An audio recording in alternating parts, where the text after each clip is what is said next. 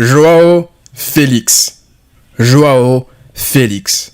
Joyeux Félix. Joyeux Félix. On continue comme ça jusqu'à quand, messieurs et mesdames? Joao Félix, Joao Félix, ça y est, là, on parlait la dernière fois de Cancelo, c'est celui qui met tout le monde d'accord depuis le début de la saison par rapport aux deux, par rapport à leur prêt. Mais là, Joao Félix, il vient de frapper un très grand coup. Mais bon, on en parlera plus en détail, il y a plein de choses à dire durant ce match. Prenez des pop-corn, installez-vous, mesdames et messieurs, c'est parti.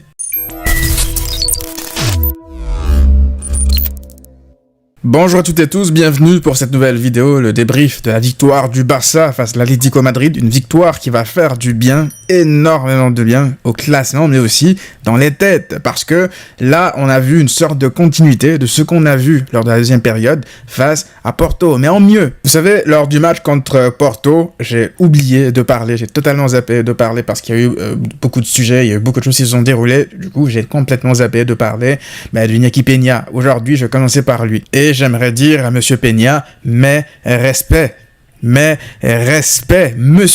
Peña. C'est plus Iñaki Peña, c'est Monsieur Peña. Là, Iñaki Peña, il vient de sortir 2 matchs de classe mondiale, 2 matchs de classe top 3 gardien mondial, à mon sens. Après, évidemment, il faudra confirmer sur la durée.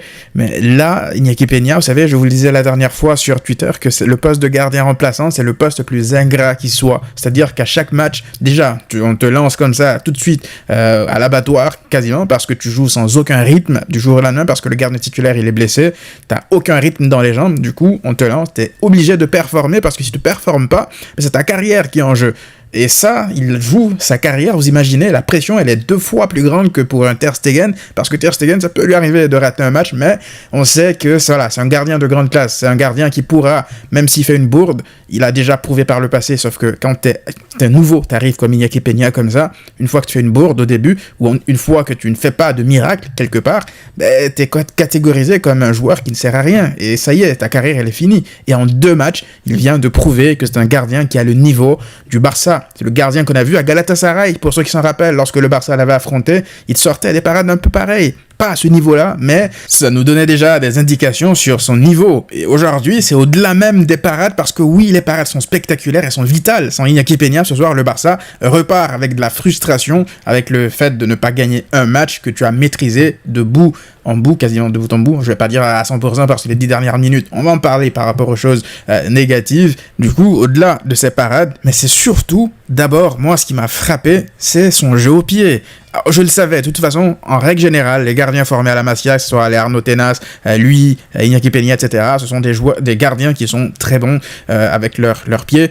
Il avait eu un peu de mal contre le Rayo, et même en début de match contre Porto, ça se voit qu'il avait un peu le stress, mais même la deuxième période contre Porto, il faisait de très bonnes relances. Et là, sur le but du Barça, tout part de lui. Allez vous refaire le but du Barça, tout part de lui. Il a la personnalité nécessaire pour voir la vision de jeu aussi, pour trouver Pedri entre les lignes, et là encore, la pausa de Pedri pour décaler, mais on parlera de toute façon de Pedri du milieu un peu plus tard, mais tout part de lui, tout part de Iñaki Peña. Avec un gardien qui n'est pas à l'aise balle au pied, tu ne marques pas un but construit comme ça de ta défense, avec un pressing qui vient te chercher haut. Donc ça, va falloir le mentionner. Et aujourd'hui, beaucoup de gens vont se poser la question de savoir, est-ce que Ter Stegen peut être bousculé maintenant?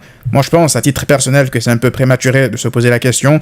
Par contre, moi, je pense que Iñaki Peña, contrairement à la saison dernière en Copa, lorsque le Barça a affronté un gros comme le Real Madrid, Xavi l'a sorti pour installer de nouveau Ter Stegen. Là, il a gagné le droit de jouer déjà le dernier match de Ligue des Champions, c'est sûr, mais surtout, absolument tous les matchs de Copa. Peu importe sur qui on tombe, même la Super Copa, si on tombe sur le Real, ça serait un manque de respect de le sortir pour ces compétitions-là aussi, et remettre Ter Stegen, parce qu'il vient de te prouver qu'il a le niveau pour jouer de gros matchs.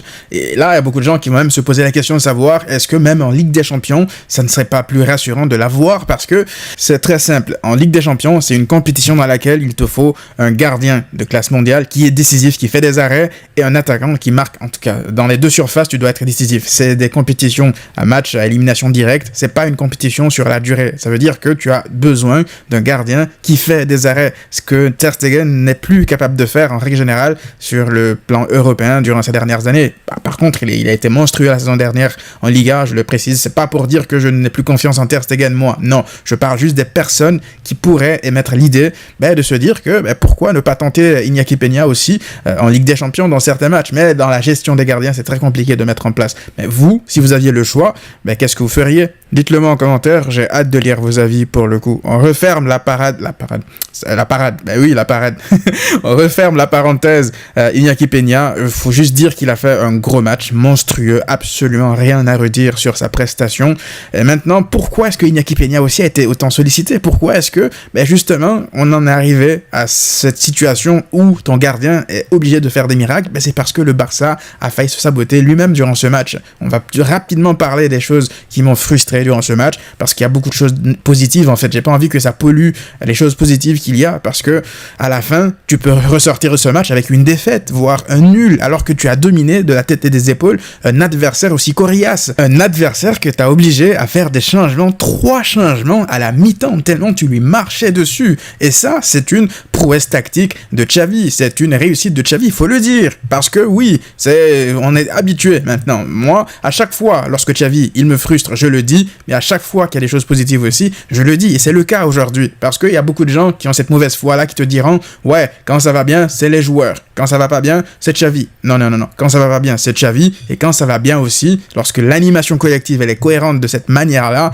lorsqu'il tire le positif des choses qui se sont bien passées, c'est lui. Moi, je vous l'avais dit dans l'avant-match que j'aimerais revoir exactement le même 11 que contre Porto, à la seule différence que j'aimerais voir Koundé à droite et Christensen à la place de Nico Martinez.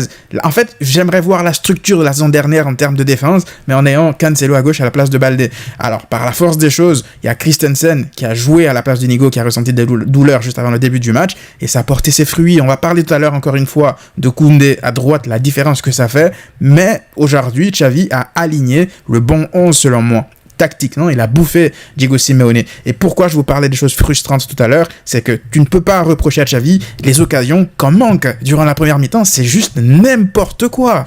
Même pas 2 minutes de jeu, on avait déjà 2 grosses occasions, avec Rafinha qui tire du droit, avec Lewandowski qui manque le cadre totalement, et surtout, en deuxième période, je suis désolé, une action de 4 contre 1, mal négociée de cette manière-là, mais pour le coup, vous savez, sur cette action-là, ça peut scandaliser beaucoup de gens, mais moi, je peux pas trop en vouloir aux gamins, parce que c'était des gamins qui géraient cette contre-attaque-là, les choix n'ont pas été les meilleurs sur cette contre-attaque. Par contre, ça aurait été des joueurs plus expérimentés qui l'avaient joué comme ça, j'aurais été fou furieux, mais ça reste toujours frustrant de voir un 4 contre 1 jouer de cette manière-là. Donc, ce match, tu peux le gagner 3-4-0 et tu peux, à la fin aussi, le perdre 2-1 ou un but partout parce que t'as pas concrétisé tes actions. Et là-dessus, Xavi est irréprochable. Et parlons justement de Lewandowski parce que, vous savez, ça va vous paraître drôle, ça va vous paraître même totalement lunaire ce que je vais dire là parce que beaucoup s'attendent à ce que je tombe sur lui parce qu'il a manqué de grosses occasions. Et c'est le cas. Il a manqué de grosses occasions, notamment l'occasion où il fait la feinte de frappe, il tue le défenseur, il cadre même pas son tir derrière.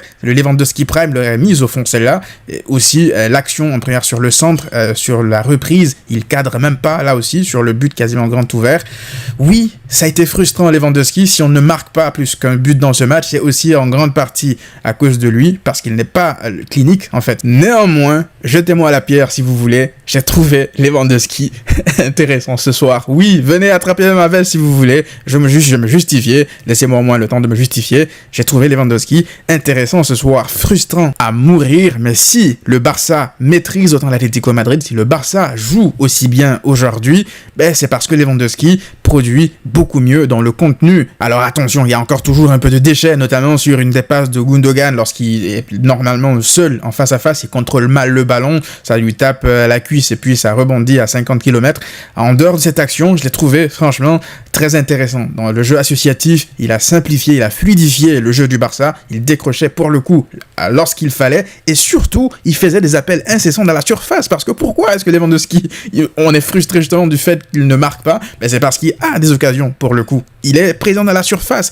Au bout d'un moment, il fait une tête, mais voilà, le ballon lui arrive sur la figure. Elle est mal cadrée. La reprise est mal cadrée là aussi. Ce sont des occasions. Moi, je ne voyais plus Lewandowski avoir des occasions pareilles parce qu'il n'était jamais dans la surface. Et le fait de se retrouver dans la surface, ça permet à ses coéquipiers d'avoir assez l'espace en fait pour travailler les milieux notamment, les Pedri, les Gundogan, même Rafinha en fait. Ce sont des joueurs qui ont pu s'associer avec lui, qui ont pu lui délivrer des ballons intéressants. Maintenant pour la finition, moi je ne m'inquiète pas tant que ça parce qu'il refait des prestations comme ça, 3, 4, 5 matchs où c'est la finition pour le coup le problème. Là aussi je commence à lui tomber dessus, mais pour l'instant franchement, là ce qui permet au Barça d'implanter ce soir un vrai jeu de position pour le coup, parce que ceux qui vont se régaler avec la tactique ce soir, ils vont voir, vous allez regarder, vous verrez en termes de jeu de position, c'est exactement ce qu'on demande à une équipe qui veut jouer comme ça. Chaque joueur respecte sa zone précise. On trouve souvent le troisième homme, le joueur libre à chaque fois parce que chaque joueur respecte sa zone, joue une partition d'une symphonie bien structurée. Tout est fait dans les normes et c'est comme ça que le Barça doit évoluer. Ça sert à rien de demander à Lewandowski d'aller sur le côté gauche ou de revenir jouer à côté de Iñaki Peña. Reste dans la surface, reste dans ta zone. Comme dirait Thierry Henry, ne viens pas dans ma zone, reste dans ta zone. Et ça a été important. Maintenant derrière, oui, je peux comprendre les gens qui seront frustrés vis-à-vis de Lewandowski parce qu'il a raté de grosses occasions. Ça aurait pu nous coûter le match et justement en Ligue des Champions, c'est là que ces détails-là feront des différences. Tu ne peux pas te permettre d'avoir le luxe en Ligue des Champions de rater des occasions pareilles et d'espérer derrière avancer. Non, si on retrouve un Lewandowski ne serait-ce que potable en Ligue des Champions avec tout ce qui l'entoure là, parce que parlons-en justement du milieu, tout ce qui l'entoure, le milieu, Joao Félix qui est en train de monter en puissance, même Rafinha qui était intéressant, mais le Barça peut réaliser de grandes choses cette saison. Mais restons justement sur l'animation autour, le milieu de terrain, je suis désolé, ce soir, ça a été masterclass. Pedri, Gundogan, Frenkie de Jong, ils se sont rapprochés, regardez-moi ça, c'est n'importe quoi. C'est n'importe quoi, ils se sont régalés, ils se sont amusés. Et Xavi l'a dit en conférence de presse d'après-match que ce sont des joueurs qui n'ont pas beaucoup joué ensemble, c'était leur 3e ou 4e match juste ensemble. Donc voilà, les automatismes, ça prend du temps à se mettre en place. C'est pour ça que contre Porto, je vous disais que je ne m'inquiétais pas trop. La première mi-temps, ça se voyait qu'ils avaient du mal à se trouver, les distances étaient beaucoup trop grandes, c'était espacé. En deuxième mi-temps, il y avait du mieux. Et là, tu vois que ça monte crescendo. Ils se trouvent les yeux fermés, ils permutent beaucoup et ils sont à l'aise en fait. Frenkie de Jong, fidèle à lui-même, ça y est, moi ça ne m'étonne même plus de le voir à ce niveau, c'est n'importe quoi au niveau auquel il joue. Et de l'autre côté, pour le coup, j'ai retrouvé un Pedri à son niveau depuis qu'il est revenu de blessure. Là, il monte lui aussi, ça se voit qu'il prend du rythme et j'ai retrouvé le Pedri que j'aime voir. Il a contrôlé le tempo comme jamais. La posa, les sorties de balles, le but, allez encore revoir le but, c'est lui, sa déviation qui tue tout le pressing de l'Atlético Madrid. Maintenant, derrière, bien sûr, on peut toujours être frustré, trouver la petite bête, ouais, Pedri, il ne tire jamais, comme d'habitude, mais soyons indulgents quand même. Faut savoir que le mec il revient d'une longue blessure dans la tête, c'est compliqué quand même avec les rechutes qu'il a eu, donc tranquille quand même.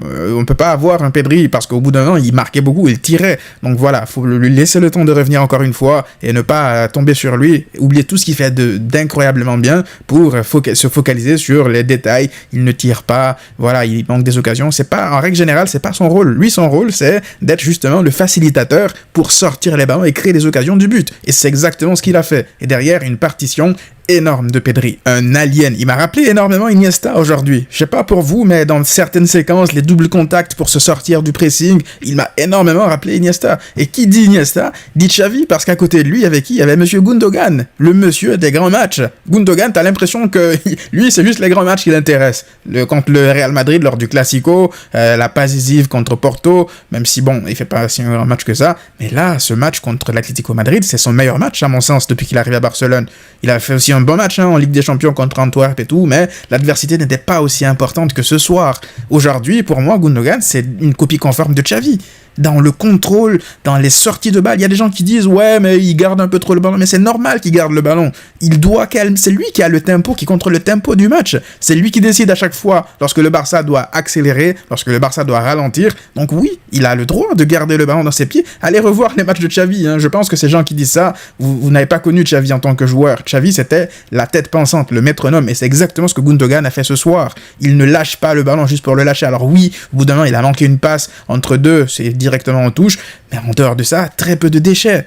très peu de déchets. Je serais même curieux d'aller voir le nombre de passes clés, d'interceptions qu'il y a eu à faire durant ce match parce que j'avais l'impression que voilà, c'était celui qui régulait à chaque fois le tout. Et même la rentrée de Fermin, je l'ai trouvé très très très intéressante, dynamique comme à son habitude, même si ouais voilà, sur la dernière action, il joue un peu mal, il se fait bousculer dans la surface, le 4 contre 1, mais je pense que Lamine Yamal n'aurait pas dû jouer sur lui, c'est pas vraiment de sa faute, mais en dehors de ça, je l'ai trouvé très intéressant Fermin Lopez. Et là aussi, il aura sa chance avec l'absence malheureuse de Gavi, ben ça lui profitera à lui de grappiller des minutes et de progresser. Le malheur des uns, malheureusement, c'est le bonheur des autres. Et avant de parler de l'attaque, j'aimerais juste revenir sur la défense parce que j'aimerais me focaliser juste 2 secondes sur le cas Christensen parce que il y a beaucoup de gens qui l'ont dit, il ne mérite pas en fait de passer derrière dans la hiérarchie. Encore une fois, aujourd'hui, il fait un match propre. Lorsqu'il est là, t'as l'impression qu'il y a beaucoup plus de sérénité. Et surtout, pourquoi est-ce qu'il ne devrait pas passer derrière dans la hiérarchie? C'est pas que Inigo soit mauvais. Moi, je trouve Inigo assez bon, d'ailleurs, depuis le début de la saison. Mais qu'est-ce qui justifie le fait de sortir Christensen? Moi,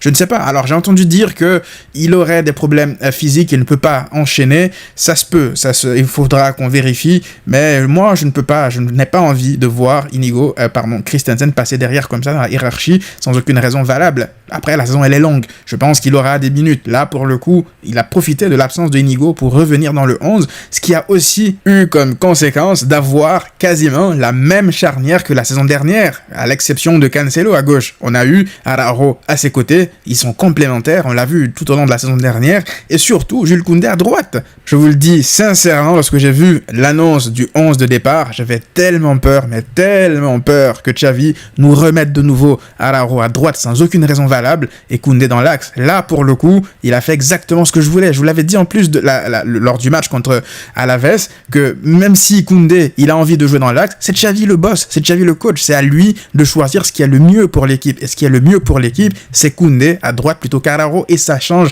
énormément de choses. La différence, elle est visible. Koundé, d'ailleurs, moi, je suis étonné, en fait. Pourquoi est-ce qu'il ne veut pas jouer à droite ? En fait, c'est un joueur de base qui aime aller de l'avant, prendre des risques. Il centre aussi bien aussi. J'ai l'impression qu'il a beaucoup travaillé sur ses centres parce qu'au bout d'un an, il centre pour Lewandowski, ça doit faire but. Donc Koundé, il offre en plus des solutions à Rafinha qui est moins esselé. Du coup, c'est un joueur qui est naturel en fait à ce poste.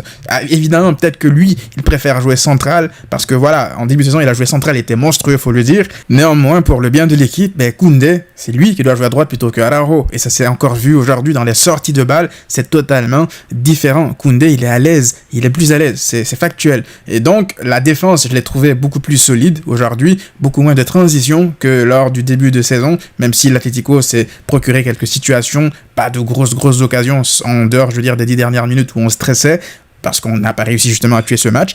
Et donc ça, si jamais Cancelo doit jouer à gauche, parce qu'il faut pas oublier, Cancelo, c'est pas définitif à gauche. Au bout d'un moment, c'est lui ton latéral droit. Donc Baldé, va falloir aussi tout faire pour le faire revenir graduellement lorsque la structure sera plus cohérente et que Baldé, tu dois l'intégrer juste pour qu'il fasse son boulot. Tu lui expliques quoi faire dans un système déjà bien établi. Je pense qu'il aura beaucoup plus de facilité.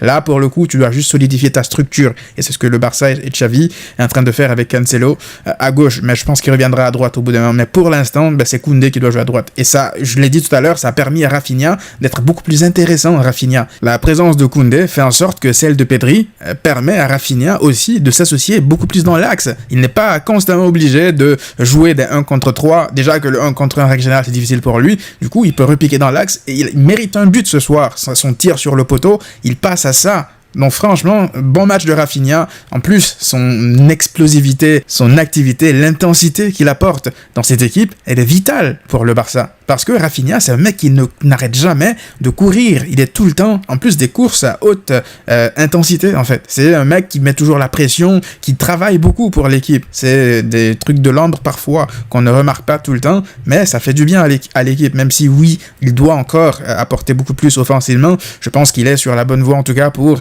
retrouver sa meilleure version. Je pense que Rafinha, c'est un joueur de talent, mais va falloir le supporter aussi et lui permettre de se créer des occasions comme celle sur le poteau. Donc voilà, bon match de Rafinha, même s'il n'a pas marqué. J'espère qu'il va enfin réussir à marquer et se libérer parce que tu sens que ça commence un peu lui aussi à peser sur sa tête. Maintenant, parlons de monsieur Joao Félix. Alors, avant de parler de Joao Félix, j'aimerais juste, les amis, vous inviter à venir me rejoindre sur ma page Facebook. Elle s'appelle Massiane, tout simplement. Et j'ai des surprises pour vous dans les prochaines semaines. Je tiens aussi à vous remercier pour les 150 000 abonnés. On a enfin dépassé les 150 000, c'est grâce à vous. Je m'étalerai dessus un peu plus tard sur une autre vidéo et j'ai des choses à vous faire gagner également pour vous remercier. Donc on parlera de ça un peu plus tard. Juste, on retourne sur Joao Félix, les amis. J'ai juste une question pour Joao Félix. Frérot, est-ce que tu sais qu'on n'a pas l'étal pour t'acheter? Est-ce que tu sais qu'on n'a pas l'argent pour t'acheter? Parce que les giga célébrations vers le poteau de corner avec le maillot du Barça, l'écusson du Barça, l'Atlético, ils vont te demander 150 millions d'euros parce que t'es intenable. On va pas les assumer, hein. Ils vont t'amener en Russie, jouer là-bas dans le froid ou ici au Canada. Mais là, frérot, doucement quand même, hein. Parce que ce soir, Joao Félix, il leur a tout fait. Mais vraiment tout fait, du début jusqu'à sa sortie. C'était n'importe quoi, les contrôles orientés. Vous savez, moi, il y a 2 ans, je pense, c'était au Wanda Metropolitano, il y a Araujo qui marquait comme ça à Joao Félix parce qu'il jouait, je pense, à gauche. Mais c'est ce jour-là que j'ai capté que ce mec-là, il a quelque chose en plus. C'est le seul joueur encore aujourd'hui que j'ai vu mélanger Araujo, mais quasiment durant tout un match, en fait. C'est-à-dire qu'à chaque fois que Araujo venait sur lui, vous savez, Araujo, il est assez agressif, dos au jeu, comme ça. Les contrôles orientés de Joao Félix, il tuait à chaque fois Araujo. Et c'est à ce moment-là que j'ai capté que ça, c'est sa spécialité. Araujo, je l'ai jamais vu autant de difficultés face à un seul et même joueur. Et là, il leur a fait la totale. Contrôle orienté, dribble, retour, tir. Non, mais c'est n'importe quoi. C'est n'importe quoi. Il est trop fort. Et le but qu'il met, s'il vous plaît, la vista qu'il a, pied faible, piqué, ça, c'est des actions de joueurs de classe mondiale. Joao Félix est en train de réussir son début de saison. Il est décisif dans les matchs importants du Barça. Il marque. Moi, c'est ce que je voulais. Il marque. Il fait des passes décisives à ses débuts. Donc voilà, qu'est-ce que tu veux demander de plus à un mec comme ça? C'est un plaisir. Et déjà, c'est le plaisir qu'il te procure juste en le voyant jouer. Il est élégant. C'est un joueur frisson tout simplement. Mais c'est pas un joueur frisson qui ne state pas. Parce qu'on en a déjà eu ici. Je vais pas citer de nom. Mais vous m'avez compris. Bref, ce que je veux dire, c'est que là, à la fin de la saison, bien sûr, on se posera la question, on verra de toute façon l'évolution, mais là, il nous pose un problème, entre guillemets, de riche, un problème que moi, j'ai envie qu'on ait à la fin de la saison, de ce problème de se dire, ouais, il est tellement fort, va falloir qu'on trouve un moyen de le signer, en fait. Et c'est exactement ce qu'il est en train de faire. Donc, va falloir qu'il continue sur cette lancée. En Ligue des Champions aussi, on aura besoin de lui. En Liga, ça continue. Là, on met la pression sur le Real Madrid. On revient à 4 points. Là, on laisse l'Atlético Madrid, même s'ils gagnent, je pense qu'ils passeront pas plus devant nous. Et Girona, bientôt. Donc là aussi, j'attendrai Joao Félix. C'est ça, la difficulté dans des clubs comme le Barça, c'est que même si tu fais un bon match, à chaque fois, tu es attendu pour répéter les bonnes prestations. Et là, pour l'instant, en tout cas, il est en train de confirmer le joueur qu'il a toujours été lorsqu'il était Golden Boy, quand il était à Benfica. Là, il avait de la difficulté, de la malchance lors de ses tirs sur les poteaux durant les dernières semaines. Mais là, pour le coup, la chance commence à lui sourire parce qu'il mérite d'avoir plus de stats, moi, à mon avis, depuis le début de la saison. Donc franchement, masterclass de sa part. On n'a même pas eu besoin de Cancelo, que Cancelo surjoue quelque part, qu'il soit dans son nuage pour nous sortir de la difficulté. Non, on a eu une animation collective cohérente et ça permet à des individualités comme lui de sortir le match qu'il vient de sortir ce soir. Donc franchement, chapeau, absolument rien à redire sur son match. Il a quasiment tout bien fait. Et voilà, même le carton jaune qui se prend, je pense que voilà. Et ça fait partie des choses négatives à noter de ce match. Je trouve qu'on s'est rendu ce match compliqué nous-mêmes, on a été fébrile vers la fin, on a enchaîné des fautes, mais c'est parce qu'on n'a pas réussi à le tuer. Encore une fois, le score, il est trompeur. Ce 1-0 là, il va bien sûr se rajouter à la liste des 1-0 dégueulasses qu'on a eu à faire durant ces derniers matchs, ou en tout cas les matchs où on gagnait que par un but d'écart, mais ce 1-0, c'est un match que tu aurais dû gagner, encore une fois, 3-4-0. Et tu te mets dans les difficultés, à la fin, tu es à la merci de l'arbitre. Parce que là, on aurait pu encore une fois se dire, ouais, l'arbitre, il nous a volé, mais c'est parce que nous, on fait pas le boulot. Moi, j'ai plus envie de chaque fois d'être en colère contre les arbitres parce qu'on leur donne l'opportunité de nous voler, en fait. Donc là, certes, ça n'a pas été le cas, mais attention quand même, il va falloir réussir à être plus tueur. Si on veut s'améliorer, là, c'est un pas en avant. Là, je l'ai dit, contre le Porto, il y a eu de l'amélioration. Je l'avais dit que je retiens du positif, c'était pas parfait, et là, c'est encore un pas en avant dans cette amélioration-là. Ça veut pas dire que c'est parfait. Encore une fois, il y a du boulot. Et je pense que Xavi l'a même dit en conférence de presse, mais au moins, il y a de l'amélioration. Moi, c'est ce que j'attends de cette équipe. Et je pense que cette équipe a encore le potentiel de faire mieux. Parce que si tu as un 9 aujourd'hui qui est plus clinique, tu es capable de faire largement mieux. Et donc, j'espère que Lewandowski va se réveiller parce que le potentiel autour de lui, c'est juste magnifique ce qu'on a vu aujourd'hui, malgré la victoire que par un but d'écart. Donc, voilà, dites-moi vous, qu'est-ce que vous en avez pensé dans les commentaires, les amis. J'espère que j'ai rien oublié cette fois-ci pour le débrief. Ça a été long, c'est pour ça que ça a été long, justement. Donc voilà, dites-moi dans les commentaires ce que vous en avez pensé. D'ici là, comme vous le savez, prenez tous soin de vous et à très vite.